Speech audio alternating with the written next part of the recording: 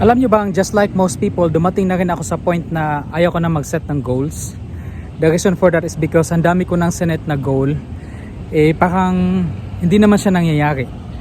Diba? Parang every year nagsiset ako ng goal, or diba, sometimes we call it New Year's resolution. And parang hindi nangyayari. Mayroon naman kahit papaano, pero hindi talaga yung pinaka gusto ko, o at least yung sa inisip ko na gusto ko. And then you know what I realized the last few days? I encounter a book from Mark Murphy. Ang title ng book is Hard Goals. So yung book niya is based on a study, bakit daw maraming nagsiset ng goal fails. In fact, according to a study, the first week ng January pa lang, 90% of people have already given up on their goals. And the reason for that daw kasi is because we were told to set goals wrongly. Mali yun na ituro sa atin kasi 'di ba? Galing sa school ang tinuturo sa atin, mag-set ng SMART goals, which means specific, measurable, attainable, realistic, and time bound. Pero itong SMART goals na to, mag-work siya sa corporate. Kasi sa corporate, for example, pag nag-set ka ng goal, increase your sales 10%. Nobody really cares so much about that. Diba? Let's face it, diba? Ako, I work in the corporate. Pero, yeah, it's good. Pero, it's not really my goal. It's not really my goal. And if we apply it into our lives, parang ganun din. We set boring goals na parang increase 10% of my income, and it's boring. So, yeah, smart siya. And then, another thing as well is that if you think about yung mga taong super successful na kilala mo, whether it's Manny Pacquiao, Elon Musk, and even yung sikat ngayon na Filipina tennis star, si Alex Ayala, if you look at what they have achieved, it's beyond realistic given where they are. Ba? For example, lalo na si Manny Pacquiao.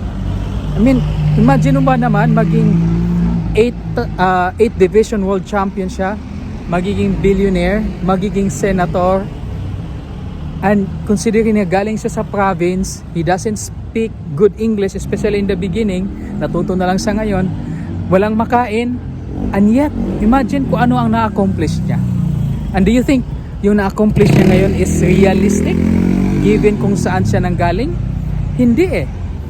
And so, which brings us to the point na maybe we are setting goals wrongly, or we were setting goals in a way that we are not even, alam mo yung parang hindi siya ganun ka important really for us. So instead of SMART goals, why about start doing hard goals? And as I think about it, as I apply about it, because right now, di ba, I created a goal here in YouTube that I'm going to go to do live Facebook. I'm going to do a video, a short, every single day for the next 1,000 days. So that's almost 3 years. And I mean, it's emotional. I mean, it's a goal na for me that nagagamit tong tatlong points yung hard goals na to. Number 1, ibig sabihin ng hard. 1 is heartfelt. So ibig sabihin, it's something that I am emotionally connected. So, bakit ko nga ba ginagawa itong 1,000 day? 1 is, ay gusto kong makita what I can do. And it's something na emotional for me. Imagine seeing, ano kaya mangyari sa akin after 1,000 day? I'm excited to see na ganon. At the same time, I have 3 children.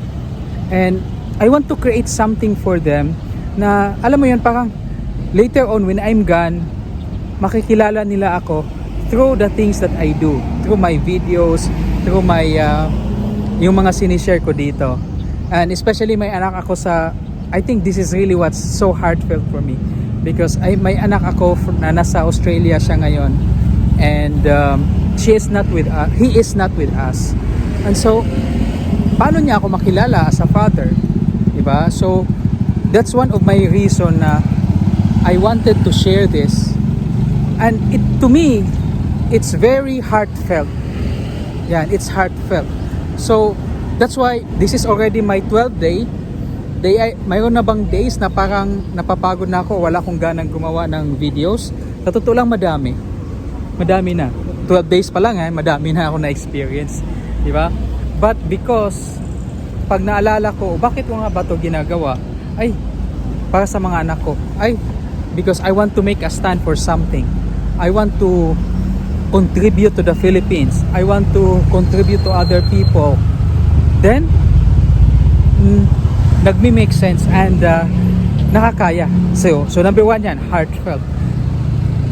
A stands for animated. So kailangan clear yung goal, yung picture, and it's something na alam mo yung parang you can't wait to wake up in the morning and do what you need to do, is because alam mo clear sa'yo ano ang maibibigay sa'yo. So for example sa akin, pinipicture out ko na one day pag makita ako na anak ko, he will be so glad na kahit pa paano nakilala niya ako to my videos. And then yung mga daughters ko naman, they will pick up my ideas, and you know, it's also creating a legacy and a platform for them. Kasi if one of the things that I realize about parents is that our goal as parents is to pave the way for our children, so to give them a head start. And for me, social media is the new marketplace. Okay, let's face it. And if I could create something out of this social media age, and kung kaya, and of course my daughters, sa kanila din to mapupunta din sa kanila to they will benefit somehow. I know that they will benefit out of this, and I'm very clear about that. Pinipicture out ko yun everyday, piniplay ko sa utak ko yun, how happy they will be to be benefiting from this, and if of course my wife then, so na-imagine ko na, so it has to be very animated. R meaning required, so meaning, is this something na pwedeng mangyari or hindi pwedeng hindi mangyari? Okay, so most of our goals, alam mo yung parang okay, meaning pag nangyari, edi good, pag hindi, okay lang din, not for me, yung mga ganun, di ba? So pagka ganun yung mga type ng goals na siniset natin na pwede naman palang hindi mangyari, ay that's the reason why hindi talaga siya mangyayari. Because if you give it a chance na hindi mangyari, hindi talaga siya mangyayari. Because yun nga, when things become tough, pag nahirapan ka na, wala, it's so easy to give up. Okay, kasi okay lang naman pala hindi mangyari. Pero if it's something na hindi pwede, nakasalalay dito yung future ng pamilya ko, nakasalalay dito yung buhay ko, then that's when goals gets accomplished. And lastly, and also very very important, is difficult.